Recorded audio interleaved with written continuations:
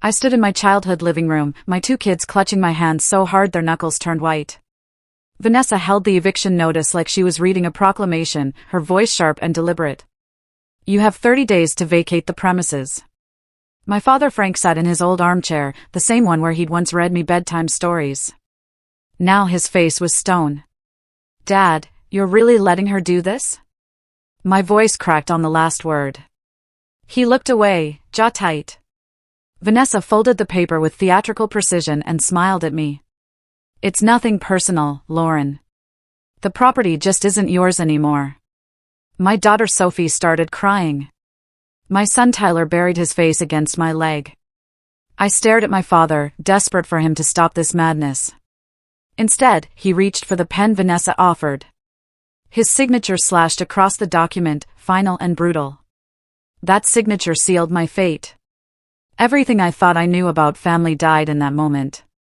3 days later, movers loaded everything I owned into a truck. I sat on the front lawn, numb, watching strangers carry away my life in cardboard boxes. Neighbors peeked through windows but nobody came outside. Nobody offered help or comfort. The humiliation burned through me like poison. Sophie clutched her stuffed rabbit, tears staining her cheeks. Mommy, where will we sleep tonight? I had no answer.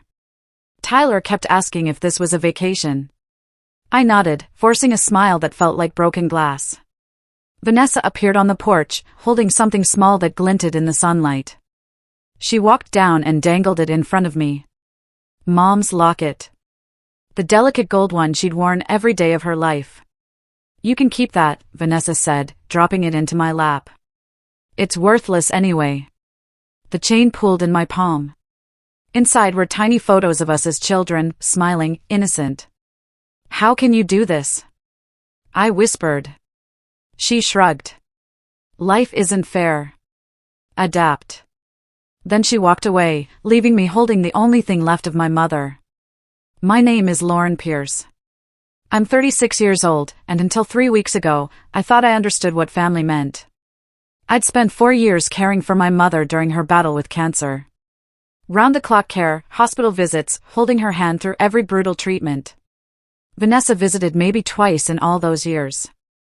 Dad came on weekends, but it was me who gave up my nursing job, me who moved back home with my kids, me who was there when Mom took her last breath.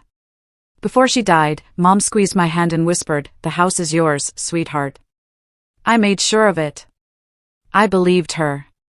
Why wouldn't I? After the funeral, Dad said I could stay. That we'd handle the details later. But those details never came. Instead, Vanessa started showing up more, having private conversations with Dad. Then came the eviction notice. Now I lay awake in a cheap motel room, kids sleeping on one bed while I stared at the ceiling from the other. I pulled up Mom's will from my bag, the copy I'd been given. My name was listed as primary beneficiary. But apparently, that didn't matter anymore. The next morning, I drove to Dad's office downtown. He ran a small property management company he'd built over 30 years. I'd grown up watching him work, admiring his dedication. Now I needed answers. His secretary waved me through. Dad looked up from his desk, surprise flickering before his expression hardened. Lauren. What are you doing here? We need to talk about the house. About Mom's will. He sighed, closing his laptop. There's nothing to discuss. The will was updated. Updated when? 6 months before your mother died. For tax purposes. My stomach twisted. I never heard about any update. Vanessa walked in then, perfectly timed. She leaned against Dad's desk, arms crossed. It's all legal, Lauren. Lawyers reviewed everything. Show me the will. The new one. Dad pulled a folder from his drawer and slid it across. I opened it with shaking hands. The document looked official, dated correctly, witnessed by strangers. But Mom's signature at the bottom stopped me cold. The loops were wrong, the pressure uneven. Mom had beautiful handwriting, flowing and sure. This looked forced, hesitant. This isn't her signature, I said quietly. Vanessa laughed. You'll thank us someday. The motel room felt like a cage. Sophie couldn't stop crying. Tyler woke up confused every few hours, asking for his bedroom. I held them both, whispering promises I wasn't sure I could keep. After they finally slept, I sat on the bathroom floor with Mom's locket. I opened it, studied those childhood photos. What happened to us? My phone rang. Unknown number. Lauren? It's Talbot. Mr. Talbot, Dad's oldest business partner. They built the company together 40 years ago. I heard what happened, he continued, voice low and urgent. I need to talk to you. Privately. About what? Your father and Vanessa have been moving things around for months. Properties, deeds, financial records. Something isn't right. My pulse quickened. What do you mean? I can't explain over the phone. Meet me tomorrow. The diner on Maple Street. 7 a.m. He hung up before I could respond. I stared at my phone, mind racing. What were they hiding? I checked my bank account. The motel was draining my small savings fast. Maybe 2 weeks before I'd be broke. I looked at my sleeping children and made a decision. Whatever Talbot knew, I had to hear it. Talbot sat in the back booth, coffee untouched and cold. He looked older than I remembered, worry carved deep into his face. I slid in across from him. What's going on? He glanced around the empty diner. Your father's been acting strange since your mother died. Restructuring property titles, moving assets. When I asked, Frank got defensive. Why would he do that? I don't know. But look at this. He pulled out papers. I copied these before they locked me out. Appraisal report from last year for your family home. I scanned it. The value listed was $340,000. That's way too low. Houses on our streets sell for $500,000 minimum. Exactly. Someone deliberately undervalued it. Look who signed the appraisal. I looked. Vanessa's signature. Why would she want it valued lower? Lower value means lower taxes, easier transfers. Makes theft look legitimate. He leaned forward. There's something called Parcel 109B in the county records. Find out what that is. I think it explains everything. Talbot slid an envelope across the table. Money for a lawyer. Don't tell Frank it came from me. Inside was $2,000 in cash. I can't. Yes, you can. Your mother would want you to fight. The county records office smelled like old paper and dust. The clerk, a tired woman named Mrs. Henderson, looked up as I approached. I need property records for 847 Oakwood Drive. That was my family home. She typed, frowned, typed more. Let me pull the physical file. She disappeared and returned with a thin folder. Too thin. Is this everything? Should be, though pages appear missing. She opened it. Half the documents were gone, leaving scattered copies. But one thing remained. A yellow post-it note stuck inside, ask about Parcel 109B. My heart raced. Can you look up Parcel 109B? Mrs. Henderson typed, frown deepening. That's odd. Shows us sold 3 years ago to Pierce Construction Holdings. Dad's company. Sold to my father's company? What property is it? The back portion of 847 Oakwood Drive. About half an acre. I felt dizzy. That's our backyard. I lived there. There was no sale. She turned her monitor toward me. The sale was authorized here. By you. She pointed to a signature. My name. But I'd never signed anything. Can I get copies? I'll need property owner approval. That's Pierce Construction Holdings. They're who I'm investigating. She looked sympathetic. I can copy public records. Sale documents, deeds. $40. I paid. While copies printed, she leaned closer. Off the record? You're not the first asking about Pierce Properties. County appraiser's been investigating too. The handwriting expert worked above a coffee shop. Helen Ross had testified in dozens of fraud cases. She studied my signature through a magnifying glass, comparing it to samples from old checks and cards. After 20 minutes, she looked up. "This isn't you." Relief flooded through me. "You're certain?" "Absolutely. The pressure points are wrong, letter formation inconsistent. Someone practiced but not enough." She showed me comparisons on her computer. "Your real signature flows. This forged one shows hesitation, where the pen stopped and started. Can you write a report for court?" "Yes." "But Lauren, if this signature authorized property sales after your mother's death without consent, this isn't just fraud. It's criminal forgery." The words settled heavy. My father. My sister. Criminals. How much for the report? $300. I had $200 left. "Can I pay half now, half later?" Helen studied me. "You're the victim here, aren't you?" I nodded, throat tight. She sighed. "Pay what you have. I'll finish the report. Someone needs to stop this." I left with proof. Real, documented proof. But what came next would tear my family apart forever. I confronted Dad at his office the next morning, Helen's report in my bag. He was on the phone but hung up when he saw my face. "What now, Lauren?" No warmth. Just irritation. I pulled out the report and dropped it on his desk. "You forged my signature on the parcel 109B sale." His face went pale, then red. "That's absurd. I had an expert analyze it. That's not my signature. You sold part of Mom's property using forged authorization." "Drop it, Lauren. You don't understand business, estate management. Your mother wanted things handled efficiently." "By stealing from me?" Vanessa walked in, perfectly timed again. She glanced at the report. "You're just bitter because Mom loved me more." The words were designed to hurt. They did. "This isn't about love. It's theft." "Prove it," Vanessa said coolly. "That's exactly what I'm doing." I turned to leave.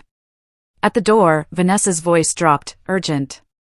"Dad, if the appraiser comes again, make sure he doesn't see the basement files." I stopped. Basement files? But I kept walking, mind racing. What else were they hiding? I still had Dad's office key from years ago. Tonight, I'd find out. At 2 a.m., I stood outside Dad's building, key in my shaking hand. This was breaking and entering. Technically. But it was my family's company. Mom's legacy. I unlocked the door and slipped inside. The basement storage room was exactly where I remembered. Metal shelves with boxes labeled by year and address. I used my phone flashlight to search. There, in the corner, a box marked Estate Private. Inside were ledgers. Handwritten records going back 5 years. Properties, transfers, valuation adjustments. One line made my blood run cold. Pierce Home reassigned equity, family allocation adjustment. Below it, Lauren Pierce, deceased status pending. They were planning to declare me dead. I photographed every page, hands trembling. Then I heard it. The front door opening. Footsteps coming down the stairs. Someone else was here. I turned off my phone light and crouched behind a shelf, heart hammering. The basement light flickered on. "I know you're here, Lauren." Dad's voice. Tired but not angry. I stood slowly. He was alone, wearing sweatpants and an old jacket. He looked 10 years older. Security alert on my phone. Motion detector. I held up my phone with the photos. "I know everything." Dad sat heavily on a box. "It's not stealing. It's protecting." "Protecting what?" "You forged signatures, planned to declare me deceased. That's fraud. The business was failing. Your mother's medical bills destroyed our savings. When she died, I panicked. So you decided to steal my inheritance? Vanessa convinced me it was necessary. That you'd never know, everyone would benefit. And now? Now I've lost everything anyway. He looked up with hollow eyes. Was it worth it? Destroying your father? Before I could answer, headlights swept through the small window. A police car. I took the ledgers and walked toward the stairs. Dad didn't stop me. I'm sorry, Lauren, he called. For whatever that's worth. I didn't look back. Outside, I showed the ledgers to Talbot, who'd been waiting in his car. He'd called the police when he saw the security alert Dad got. This is massive, Talbot said, studying the pages. Inflated values for loans, deflated for taxes. That's multi-level fraud. Will it destroy the company? Absolutely. Frank could face criminal charges. He looked at me. Is that what you want? I watched my kids through his car window, asleep in the back. I want justice. Talbot helped me understand the ledgers. We met at a park, papers spread on a picnic table. They've been systematically defrauding everyone. Banks, tax authorities, investors. Can this put them in prison? If prosecuted, yes. But we need to be strategic. Go to the right people first. Who? The property appraiser Vanessa mentioned. Reynolds. If he's already investigating, he has legal authority to dig deeper. 2 days later, I sat in Mr. Reynolds' office. Neat government space, certificates on walls. He listened, made notes, studied my photos. This is enough to open a formal investigation, he said finally. But family cases get ugly. It's already ugly. He nodded. I'll need to verify everything. Interview witnesses. Review all property records. This could take weeks. I have time. I have nothing but time. Reynolds looked at me carefully. Ms. Pierce, if we find what I think we'll find, your father and sister will face serious criminal charges. Are you prepared for that? I thought of Sophie crying in the motel, Tyler asking where his bedroom was. Yes. I'm prepared. 2 weeks later, Reynolds called. We need to meet. What I found is worse than you thought. Reynolds spread documents across his desk. We discovered something during our investigation. Your sister filed paperwork 3 years ago listing you as deceased. The words didn't make sense at first. What? Death certificate submitted to the county. Allowed her to claim your share of multiple properties. My hands shook. I'm obviously not dead. No. Which means she committed identity fraud, forgery, and estate fraud. These are felonies. He showed me the fake death certificate. My name, a fake death date, forged doctor signature. They erased me, I whispered. On paper, yes. But here's where it gets interesting. He pulled out another file. We found additional properties in your mother's name. Ones your father never disclosed. Rental properties your mother bought separately over the years. I didn't know about those. Neither did your father, apparently. Your mother kept them secret. And according to her original will, they're entirely yours. He handed me a list. For rental properties in different neighborhoods. Current combined value, approximately $650,000. Your mother was protecting you. Even from your own father. I stared at the list, tears blurring the words. Mom had known. She'd built a safety net I never knew existed. What happens now? Now we go public. The county posted an investigation notice the following week. It appeared in legal sections online and in newspapers. Investigation into property fraud related to Pierce family estate. My phone exploded. Old friends, distant cousins, everyone suddenly concerned. Then Dad called. What have you done? His voice shook with rage. You've destroyed everything. The company's being audited. Clients are leaving. You destroyed it when you forged documents. We're offering you money. $100,000. Just make it stop. I don't want your money. Vanessa grabbed the phone. You selfish witch. My friends are whispering. People are asking questions. You're ruining me. You ruined yourself when you declared me dead. That was Dad's idea. I just went along. The line went quiet. Muffled arguing. When Vanessa returned, her voice was different. Desperate. Lauren, please. I'll give you everything. The house, all of it. Just drop the investigation. No. I'm begging. I hung up. That evening, watching local news, Vanessa's face filled the screen. My father pressured me, she said, crying. I didn't understand what the documents meant. I trusted him. She was throwing Dad under the bus. On live television. My phone buzzed. Text from Dad. Can we talk? Just those 3 words. I stared at it for a long time before responding. Where? Dad wanted to meet at the house.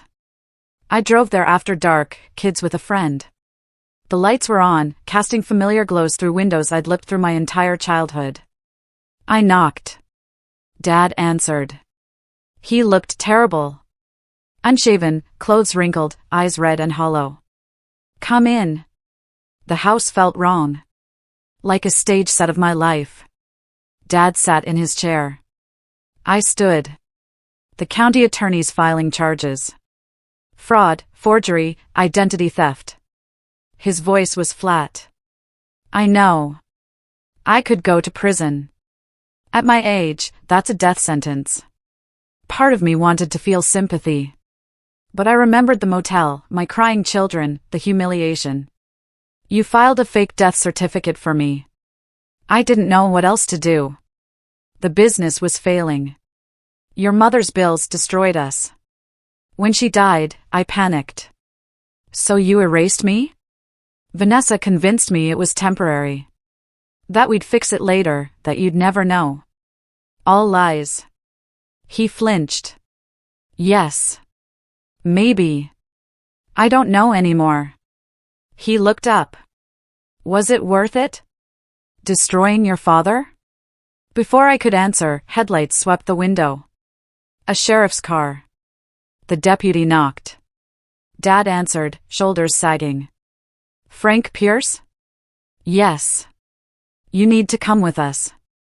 They put handcuffs on him. As they let him out, he looked back once. I'm sorry. Then he was gone. Vanessa was arrested the next day at her apartment. News cameras caught her being led out in handcuffs, no designer clothes now. The charges were extensive. Forgery, fraud, filing false documents, conspiracy, elder abuse. Dad's lawyer tried for a plea deal. Vanessa's claimed coercion. But the evidence was overwhelming. The forged signatures, fake death certificate, altered appraisals, shell company transfers. Everything Reynolds uncovered. The trial was set for 6 months out. But the property issues needed immediate resolution. Who owned what? What was real? The judge appointed a special master to untangle everything. During the investigation, something emerged. The rental properties Mom had secretly bought years ago.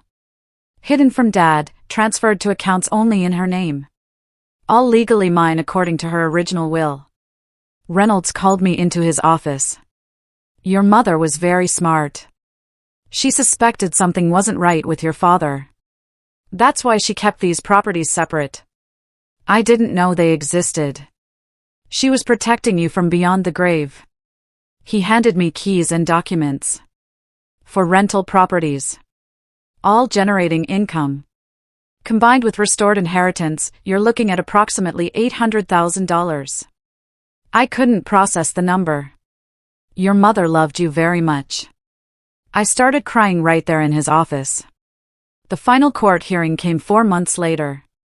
I stood with Sophie and Tyler beside me. Judge Martinez read through findings.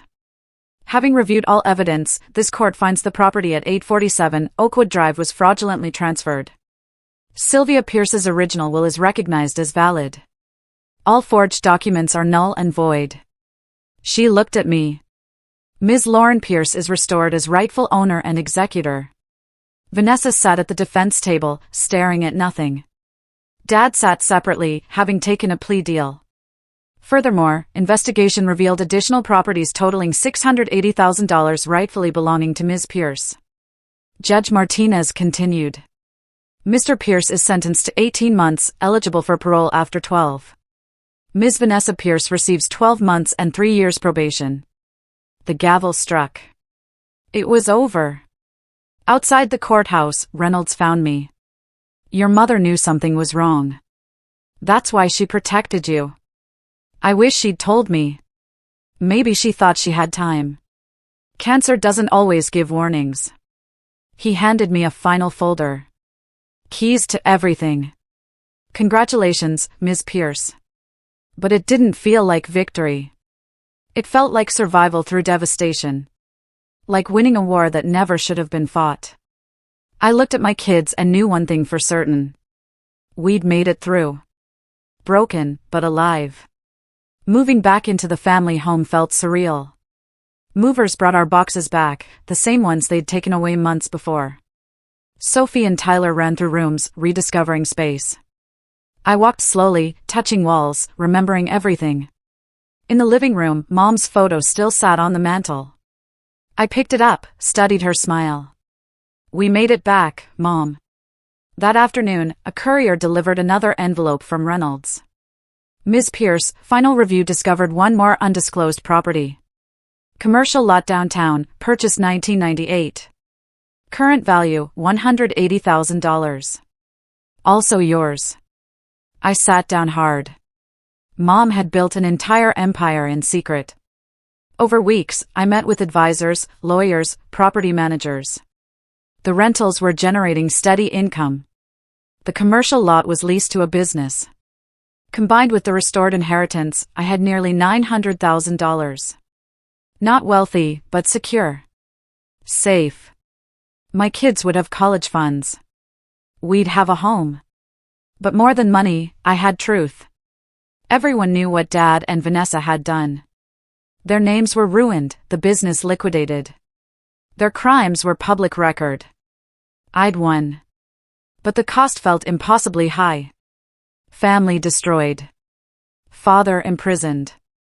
Sister disgraced. Was justice supposed to feel this hollow? That night, I sat on the back porch watching stars. Sophie came out and curled up beside me. Are we safe now, Mommy? I kissed her head. Yes, baby. We're safe. 6 months later, a letter arrived from Dad. He was at state prison, serving his sentence.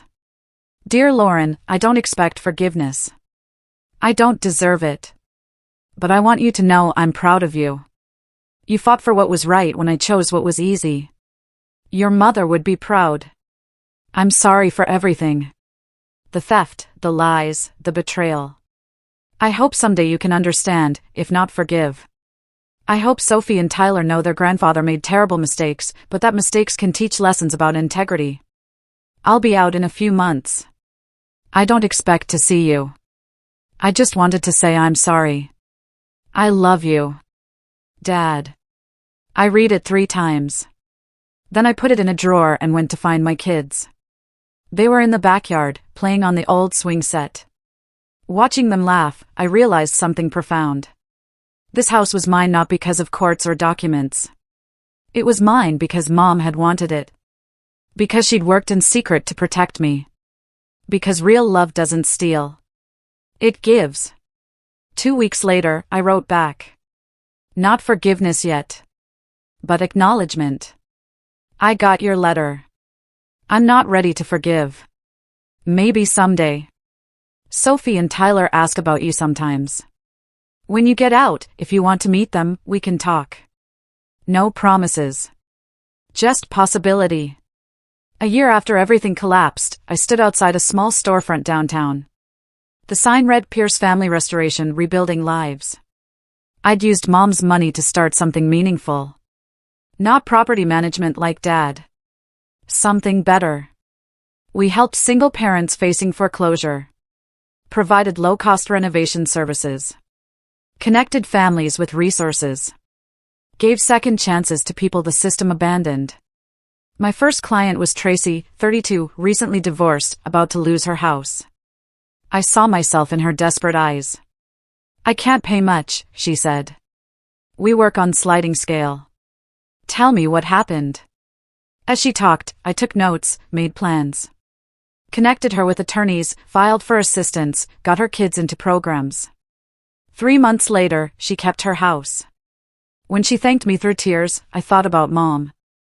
About how she built those properties not for herself, but to protect me. How love works in silence, in preparation, in sacrifice nobody sees. One evening, I brought Sophie and Tyler to the house. We stood together, my arms around their shoulders. This is ours, Sophie said. Because great-grandma wanted it to be, I confirmed. And because you fought, Tyler added. I smiled. Yes. Because I fought. With truth. With documents and evidence and patient exposure of lies. I fought by refusing to disappear. What do we do now? Sophie asked. We help others fight too. Dad was released after serving 13 months. He called before coming to town. I'd like to see the kids. If that's okay.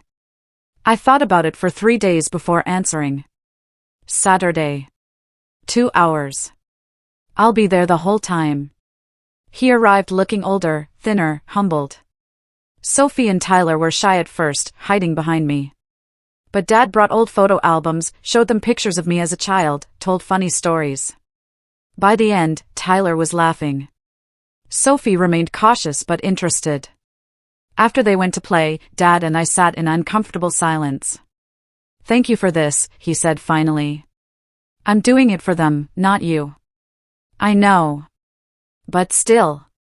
He looked around the restored house. Your mother would be proud of what you've built here. Don't talk about Mom like you knew what she wanted. His face tightened. You're right. I lost that privilege. More silence. Then, Vanessa got out last month. She moved across the state. Changed her name. Good. She asked me to tell you she's sorry. I don't care. He nodded. I understand. When the 2 hours ended, Dad hugged the kids goodbye. Sophie let him. Tyler did too. Can we see Grandpa again? Tyler asked after he left. I looked at Sophie. She shrugged. Maybe sometimes. Okay. Sometimes. It wasn't forgiveness. But it was the beginning of something less broken.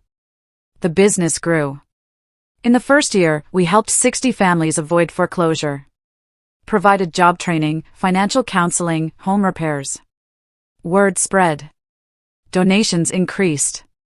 I hired staff, expanded programs. One afternoon, an elderly woman came in. She looked familiar but I couldn't place her. I'm Mrs. Henderson. From the county records office. I remembered. The clerk who'd helped me that first day. What can I do for you? I wanted to thank you. My daughter was facing foreclosure last year. Your program helped her keep her house. Her eyes filled with tears. You saved my grandchildren from homelessness.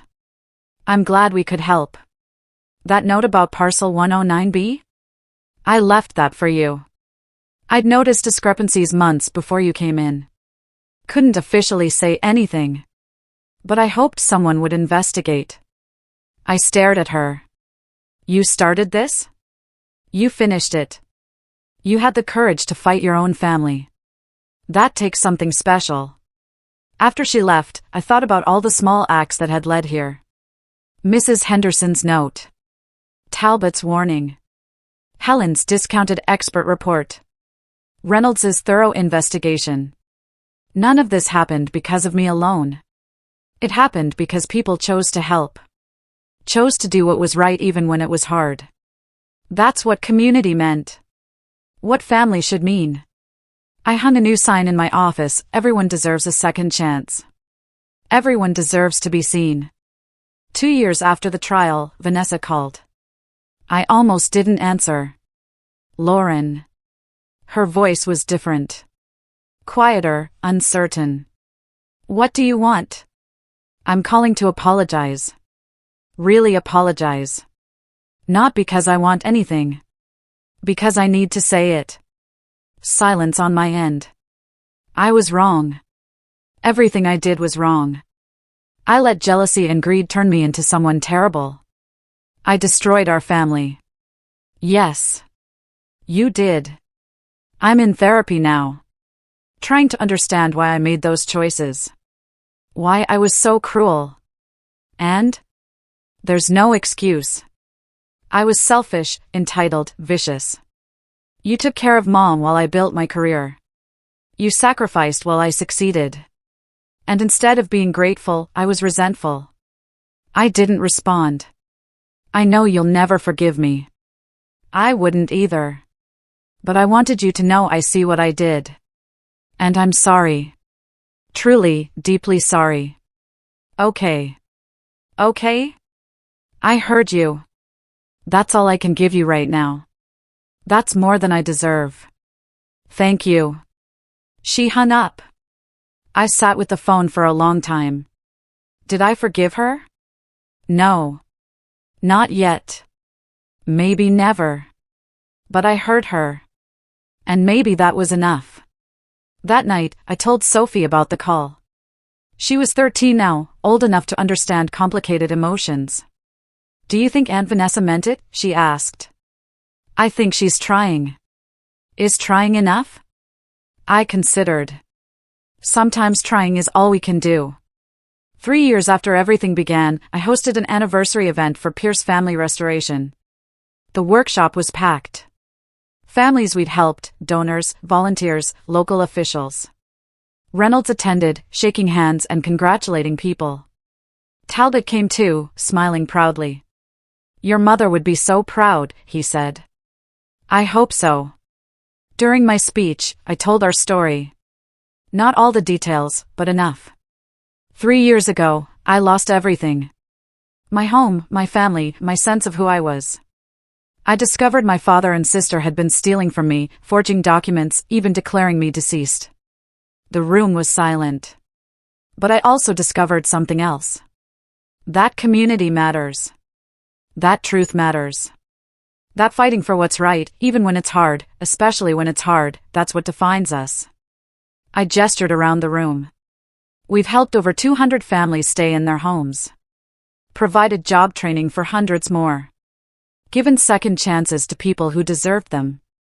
Sophie and Tyler stood beside me. They'd grown so much. Tyler was almost 11 now, confident and bright. Sophie was 14, thoughtful and kind. My kids taught me that surviving isn't enough.